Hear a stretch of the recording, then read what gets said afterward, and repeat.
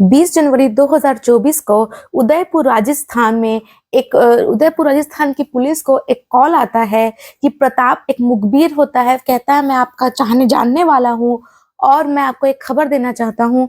प्रताप नगर थाना क्षेत्र में मोहनलाल सुखाड़िया यूनिवर्सिटी के स्वर्ण जयंती द्वार पर एक आदमी खड़ा हुआ है, उसकी जांच की जाए, उसके पास एक हथियार है। इतना कहते ही पुलिस थोड़ी सतर्क हो जाती है और जाकर देखती है तो वाकई वहां एक व्यक्ति खड़ा हुआ होता है। वो जाकर उनसे उसका नाम पूछती है तो वो अपना नाम बताता है, राहुल राज चतुर्वेदी, और मैं एक हनुमान मंदिर में पंडित हूँ। ये पंडित हूँ सुनकर, पुजारी है सुनकर पुलिस थोड़ा सा सोचने पर मजबूर हो जाती है कि कहीं किसी ने हमारे साथ मजाक तो नहीं किया, मगर फिर भी अब हम आ गए तो इनकी तलाशी ले लेते हैं। और पुलिस कहती है कि हमको आप तुम्हारी जांच करनी होगी, और जांच पर वाकई उनके पास एक पिस्टल निकलती है, एक हथियार मिलता है। इस पर पुलिस उसे फौरन गिरफ्तार करके पुलिस थाने ले आती है। और जैसे ही पुलिस थाने में उससे पूछताछ की ही जा रही थी उस हथियार के बारे में, वो कहता है कि मुझे कई साल पहले किसी ने देकर चला गया था और मैं इसे हमेशा अपने पास बस रखा होता हूँ, कभी कभी शौक में इसे अपने साथ लेकर घूमने लगता हूँ। इस तरीके की बातें वो पुजारी जी बता रहे थे। इस पर दोबारा फोन की घंटी बजती है और इस बार कहा जाता है कि जरा पंडित जी से पूछिएगा कि बीच में उनकी गर्लफ्रेंड दिखाई दिया करती थी, इन दिनों उनकी गर्लफ्रेंड है कहाँ, उसके बारे में जरा उनसे पूछ लीजिएगा। इतना कहते ही जैसे ही पुजारी जी से गर्लफ्रेंड उस महिला के बारे में पूछा जाता है कि आपके साथ एक आपकी महिला मित्र हुआ करती थी, इस पर पंडित जी थोड़ा घबरा जाते हैं, वो इधर उधर देखने लगते हैं। उनकी बॉडी लैंग्वेज से थोड़ा सा सस्पेक्ट उनकी तरफ ज्यादा बढ़ जाता है कि वो कुछ छुपा रहे हैं। और इस पर जब डिटेल से उनसे कड़ी पूछताछ की जाती है तो जो मामला सामने आता है वो पैरों तले जमीन खिसका देता है कि एक मंदिर का पुजारी जिसे लोग इतना मानते हैं, जिसके कहने पर लोग बहुत कुछ कर जाया करते हैं, जिन पर कभी कोई किसी ने कभी कोई शक नहीं किया हो, वो इतना बड़ा कांड कर बैठे हुए थे, ये इसकी कल्पना किसी ने भी नहीं की थी। नमस्कार, मेरा नाम आयशा मेमन थापा है। आज हम बात करने जा रहे हैं उदयपुर के एक इलाका है दिल्ली गेट, जहां पर एक हनुमान मंदिर है। वहां पर एक पुजारी है राहुल राज चतुर्वेदी। करीबन 2019-29 जुलाई के आसपास की बात थी, शिवरात्रि का समय था। वहां पर एक महिला परेशान रोते हुए वहां पर आती है, उसके साथ 2 लड़के थे, उसके बच्चे थे। वो पंडित जी से कहती है कि मैंने और मेरे 2 बालकों ने कुछ 2 दिनों से कुछ नहीं खाया है, हम वाकई बहुत भूखे हैं, कृपया हमें कुछ आपके पास हो तो हमारी मदद कीजिए। इस पर पंडित जी होते हैं, वो फौरन मंदिर के अंदर से कुछ फल, कुछ मिठाइयाँ जो भी उनके पास होती है वो लाकर उस महिला को और उस बच्चों को दे देते हैं। जिस पर वो बच्चे और महिला ऐसे खाने लगते हैं कि वाकई उनको देख के लग रहा था कि वाकई उन्होंने इस तरीके से खाना नहीं खाया हुआ है। इस पर जब वो थोड़े शांत हो जाते हैं, उनको थोड़ा धैर्य बांधते हैं पंडित जी और पूछते हैं कि तुम कहाँ से आई हो, तो वो बताती है कि मेरा नाम भानुप्रिया है और वो झातुल नाम की जगह है, धान मंडी, वहां से आई हुई थी। और जो कि अपने पति से उसका थोड़ा मन मुटाव हो गया था तो उसने घर छोड़ दिया और अभी समझ नहीं आ रहा है कि वो कहाँ जाए। और इस तरीके से वो लोग भूखे प्यासे भटक रहे थे, माँ और उसके 2 बच्चे। इस पर रात बहुत हो रही थी तो पंडित जी ने उनका घर वहां से करीबन 50-60 किलोमीटर दूर था, उन्हें बस से लेकर अपने घर चले जाते हैं, जो कि राजस्थान में उनका घर हुआ करता था, किराए के घर में वो रहते थे। वहां पर उन्हें उसने रात उनको रुकने को दिया, कुछ खाने पीने को दिया और सुबह होते ही वो भानुप्रिया अपने बच्चों के साथ वहां से चली जाती है। कुछ वक्त के बाद उसके घर में आपसी मनमुटाव तो लगातार चलता ही रहता है और जब भी उसका मन थोड़ा अशांत होता, वो इन पंडित जी के घर आकर उनसे मिलती, उनसे बातें किया करती और देखते ही देखते उन दोनों में दोस्ती हो जाती है और दोस्ती प्यार में बदल जाती है। अब वो साथ में रहना चाहते थे।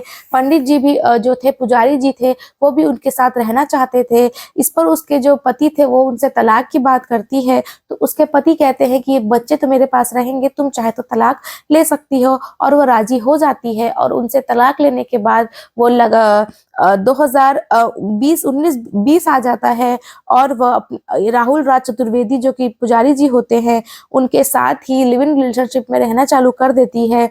उसका अपने घर वालों से कोई कांटेक्ट नहीं होता है। किसी तरीके से कोई लेना देना नहीं रहा होता है। एक बहन होती थी जो कभी कभी फोन किया करती थी, उस पर उसकी बहन ने एक दिन उसे कॉल किया और पूछा कि तुम्हें बच्चों की याद नहीं आती, तुमने ऐसा क्यों किया, तुमने इस तरीके से तलाक क्यों ले लिया। तो वो अपनी बहन से भी बहुत बदतमीजी से बात करती है कि ज़्यादा मेरे मामले में पढ़ने की ज़रूरत नहीं है। इस तरीके की बातें होने के बाद वो बहन भी उस दिन के बाद से फ़ोन करना छोड़ देती है और अब उसके पास उसके घर वालों के उस पुजारी जी के सिवा कोई नहीं बचा था। इस तरीके से ज़िंदगी बीत रही थी। कुछ शुरुआती दिन तो बहुत काफ़ी अच्छे से गुजरते हैं, वो काफ़ी खुश होती है, पुजारी जी भी ठीक-ठाक खुश ही रहते हैं।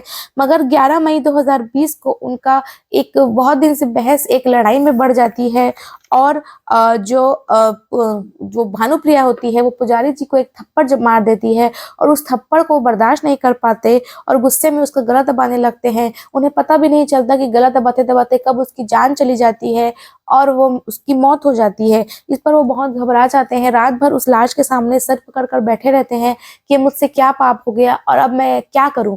इस पर सुबह हो जाती है, 12 मई का दिन आ जाता है और क्योंकि ये कोरोना काल, लॉकडाउन काल का टाइम था, तो बैरिकेड्स लगे हुए थे। कहीं आने-जाने से पहले पुलिस से कई सवाल-जवाब हुआ करते थे। ऐसे ही वो इस बॉडी को लेकर बाहर नहीं जा सकता था। इस पर उसने एक ड्रम में उस बॉडी को डाल दिया और वो 12 मई का दिन भी ऐसे ही बीत जाता है। फिर उसने कई तरीके के दिमाग लगाने के बाद 13 मई 2020 को मार्केट जाता है और सीमेंट के बोरियाँ लाता है और उस ड्रम के अंदर बॉडी डाल के उसको पूरी तरीके से सीमेंट से पैक कर कर छोड़ देता है। कुछ दिन तक तो वो काफ़ी घबराता है कि ये बात सामने ना आ जाए और यह दिन कब महीने और महीने कब साल में बीत जाते हैं पता ही नहीं चलता। साल 2022 आ जाता है और किसी को पता ही नहीं होता कि उस किराए के घर में एक महिला की लाश एक ड्रम के अंदर सीमेंट से पैक पड़ी हुई है और पुजारी जी कभी वहाँ पर रहने आते थे, कभी नहीं आते थे। उनका जीवन काफ़ी नॉर्मल चल रहा था। इस पर 2022 जून के आसपास उसमें से कुछ बदबू आने लगती है और वो बदबू काफ़ी इंटेंस हो जाती है क्योंकि पुजारी जी कभी होते थे, कभी नहीं होते थे, तो वहाँ का मकान मालिक काफ़ी परेशान हो जाता है और 22 जून में एक रोज़ जब वो मकान मालिक को वो दिख जाते हैं पुजारी जी, तो उसके घर आकर पूछते हैं कि तुम्हारे मकान से काफ़ी बेहद बदबू आ रही है, ज़रा चेक कर लो क्या तकलीफ़ है, तुम ज़्यादा यहाँ रहते नहीं हो, तो हमको पता नहीं चल पा रहा है कि आखिर प्रॉब्लम क्या है। अब पुजारी जी को तो काफ़ी अच्छे से पता था कि बदबू आ कहाँ से रही है, तो वो कुछ देर ऐसे ही एक्टिंग करते हैं घूमने फिरने की और वो नोटिस करते हैं कि उस ड्रम का कुछ हिस्सा टूट गया है, फट गया है, वहाँ से कुछ रिसाव हो रहा है जिसकी बहुत ही गंदी क्योंकि लाश 2 साल पुरानी थी, बहुत ही ज़्यादा गंदी स्मेल जो कि भुलाए नहीं भूल सकती थी, जो कि छुपाए नहीं छुप सकती थी। तो पंडित जी के पास कोई चारा नहीं बचता और वो मकान मालिक को बैठाकर बोलते हैं मुझे आपको कुछ बताना है और अपनी सारी कहानी, अपने तरफ की कहानी, क्योंकि इंसान अपनी गलती नहीं बताता, उन्होंने ये कहा कि गलती से उनके हाथ से ऐसा हो गया। उन्होंने अपने तरफ की स्टोरी जो थी पंडित जी ने अपने मकान मालिक के आगे रखी और मकान मालिक को भी उस पर दया आ गई क्योंकि वो पेशे से पुजारी जी थे, उन पर कोई शक कर ही नहीं सकता था कि वो ऐसी हत्या कर सकते हैं। अब हत्या भी उनसे हुई थी जो कि गलती से वो कह रहे थे, तो इस पर उनके जो मकान मालिक थे काफ़ी दिनों का उनका भी साथ था, पहचान थी, कई सालों से वो वहाँ रहते थे, तो उन्होंने कहा कि आप टेंशन मत लीजिए, हम इस लाश को कहीं बहा देंगे और उन्होंने उस ड्रम को जलाना चालू किया और ड्रम के जलने के बाद उन्होंने सीमेंट को तोड़ फोड़ के उस लाश को बाहर निकाला और बडारदा के आसपास जो बनास नदी है उस पर उस लाश को बहा दिया और वो दोनों यही सोचने लगे कि अब ये बात कभी सामने नहीं आएगी, ये लाश अब बह के जा चुकी है, पहचान उसकी पूरी तरीके से मिट चुकी है और उस भानुप्रिया को भी ढूंढने वाला अब इस दुनिया में कोई है ही नहीं। उसका पति तो उसे पहले ही छोड़ चुका था, बच्चे बहुत छोटे थे और बहन से उसने पहले ही नाता और फैमिली से उसने नाता तोड़ लिया था। बट कहते हैं कि छुपाए नहीं छुपता, जो जुर्म है वो कभी ना कभी ज़रूर सामने आता ही है और ऐसा ही एक दिन होता है कि एक मुखबिर के ज़रिए एक कॉल आती है कि उनके पास एक हथियार है और उनके जो साथ उनकी महिला मित्र हुआ करती थी वो कई दिनों से लापता है, दिखती नहीं है। इस पर जो है वो पंडित जी जो हैं जो बहुत घबराने लगते हैं और परेशान होकर सारा जुर्म कबूल कर लेते हैं। और अब वो लाश तो हासिल नहीं होती, बट जिस तरीके से उन्होंने कबूल किया था, ये लोगों के बीच सोचने वाली बात हो जाती है कि एक पुजारी जी जिनको पर कभी दुनिया में कोई शक नहीं कर सकता, वो भी इतने गहरे राज छिपाए बैठे थे और एक महिला की लाश उन्होंने 2 साल तक अपने घर पर रखी और 2 साल हो चुके थे उसे बहाए हुए, अब जाकर ये मामला सामने आया है।